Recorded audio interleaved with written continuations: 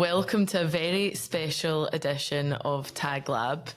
We just celebrated Tag Digital's 13th birthday, so it was very exciting for us. And as a result of that, we wanted to share our 13 lessons after 13 years in business. You see what we've done there?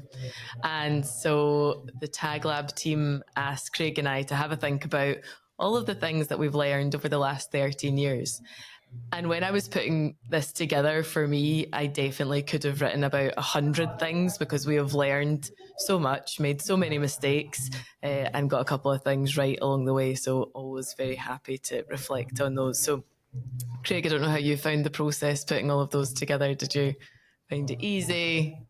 What did you think? I think it was easy to start making a list, but you saw me deleting things off my list up until 5 minutes ago, so there was plenty we could talk about. Okay, so I'm going to start and we're going to hand them off to each other. So the first one that I think is a real lesson when you're running your own business is there is only room for optimism.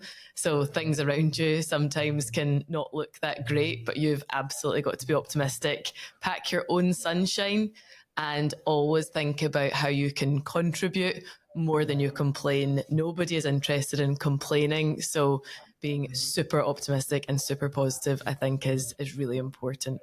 Was my first. What about you? Easier said than done sometimes. Number one for me was just that perseverance pays off. I think, I don't have the statistics to hand, but the number of businesses that fail in the first year is huge. And I think sometimes you just have to keep going when other people won't.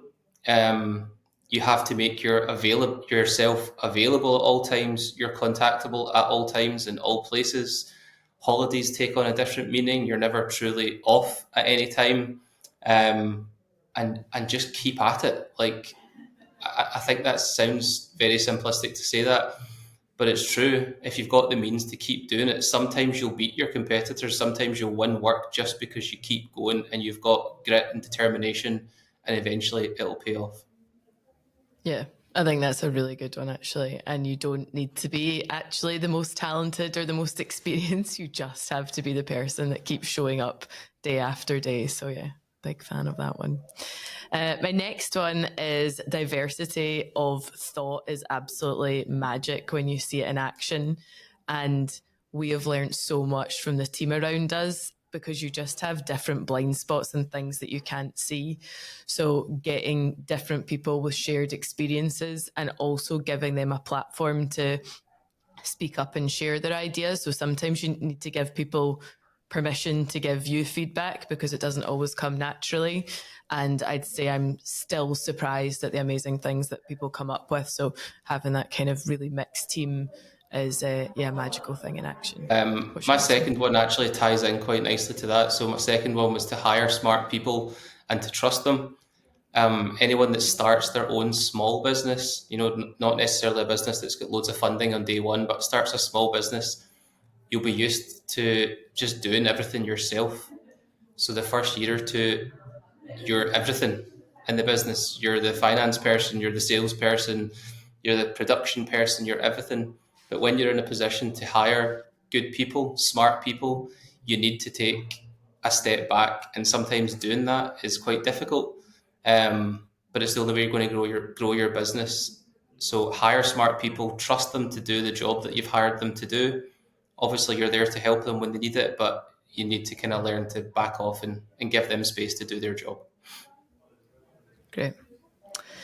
My next one is around getting completely comfortable with total ownership and accountability, because that is true when things go wrong and as well as when they go right sometimes. So you have to be really okay with being extremely accountable for things that happen, because whatever you do, others will then emulate. And it can be really difficult sometimes, but I think just owning your decisions, we've always said you live and die by your own decisions, like whether they're good or bad. So just getting really good at making decisions, not being fluffy, and then if it goes wrong, fine, hold your hands up, deal with it, but move on really quickly from that.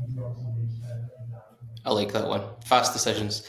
My third one is a total cliche, but it was really important to us during COVID. So my third lesson was that tough times don't last, tough people do. We lost about 96, 97% of our briefed in work during the first 3, 4 weeks of COVID.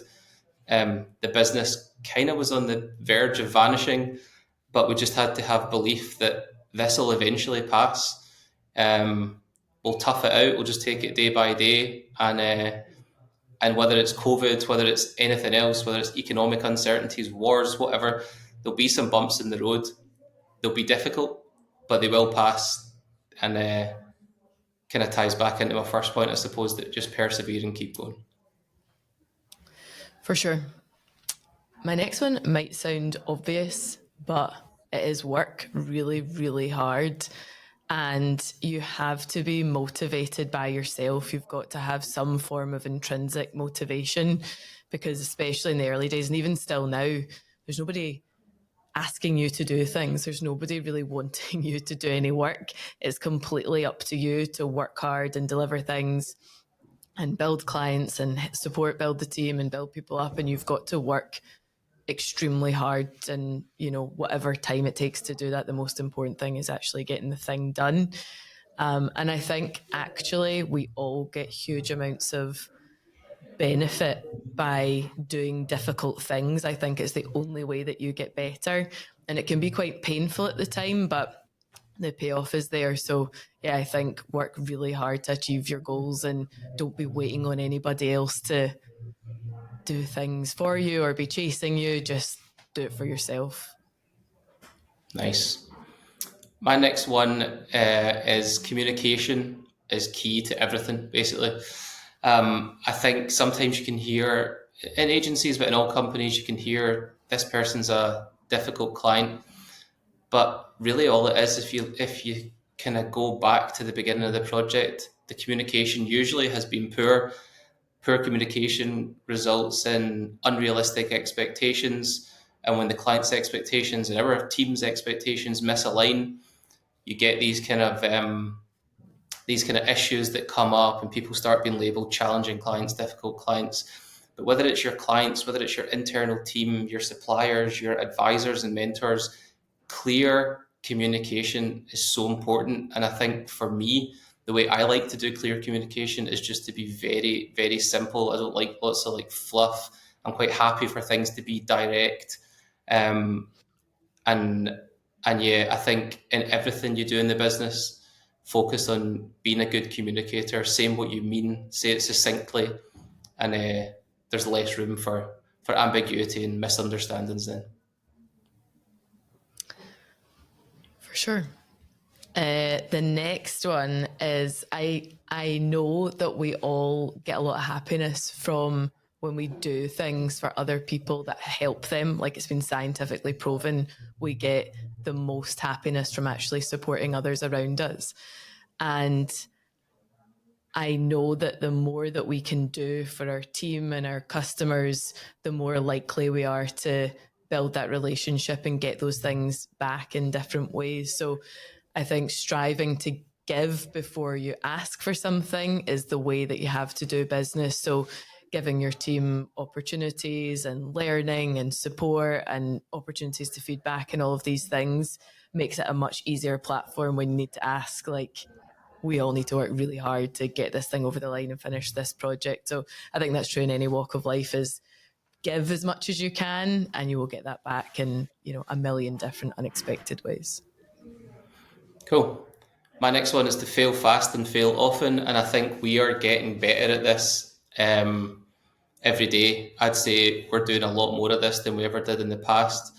So any ideas that any kind of business owner might have for new products or services, there's ways now to kind of soft launch those products, gauge interest from your clients. So for us, we sometimes might put out a landing page, a little bit of information about the product or service, gauge interest in the market. If we get lots of people interested in it, then good, we'll do a bit more development.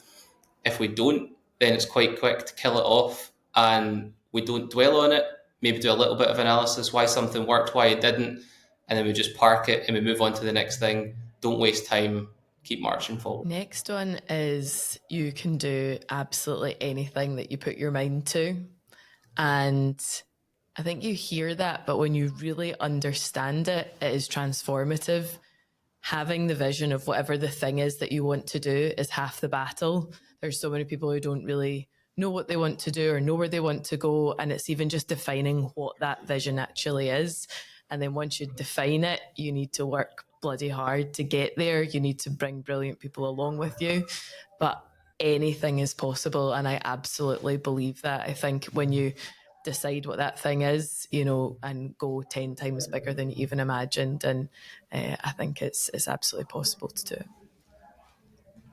Totally. It kind of goes back to the Steve Jobs quote, doesn't it? About, everything in this room was created by somebody no smarter than you. Everything's made up. Everything is made up. And we always say this, like, we've built the business from a thing that is just a made up thing. And we continue to do that time and time again. And that's true of every business around you. So be the person to make up the thing, and and then plan how you're going to get there, and I'm sure you will have success doing that. So my last one is something that's really important, particularly I think when you're in that kind of scaling up phase. And it's probably, we're celebrating 13 years in business, but it's probably only maybe 5 or 6 years ago that we started to take this seriously. And it's the importance of your company culture. So I think in the early days of Tag Digital, I thought culture was just something that kind of happened. It was just the result of the people in the office, and your culture was your culture. But it's not. It's something that you can intentionally work on, and you should work on it. You should work hard on it. You should decide what you want your culture to be like in your business. You should include culture questions when you're hiring people. It's important that you hire people who want to work in the same kind of company culture you do. Going back to Laura's point earlier, it's important to have diversity of thought and all that kind of thing in your business. But it's really, I would say it could make or break your business whether or not you get the culture right, especially if this is something that you want to scale quickly. A lot of pressure comes with that. And a lot of pressure comes with scaling quickly. And I think a strong company culture is something you can fall back on to help you through those kind of stressful, difficult times. Yep, absolutely on the culture side. My last one is that time kills any deal.